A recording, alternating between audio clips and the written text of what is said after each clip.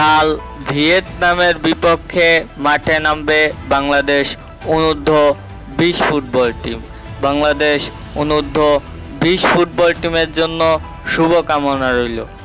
এর আগের ম্যাচে বাংলাদেশ অনূর্ধ্ব-20 ফুটবলাররা গুয়ামের সাথে ম্যাচ ড্র করে বাংলাদেশের ফুটবলাররা। গুয়ামের সাথে ম্যাচে বাংলাদেশের গোল ছিল 2টি এবং গুয়ামের গোল ছিল 2টি।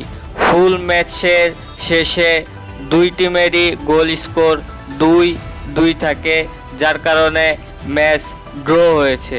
বাংলাদেশ আগের ম্যাচটি গুয়ামের সাথে ড্র করেছে এবং কাল ভিয়েতনামের বিপক্ষে মাঠে নামবে বাংলাদেশ অনূর্ধ্ব-20 ফুটবলাররা।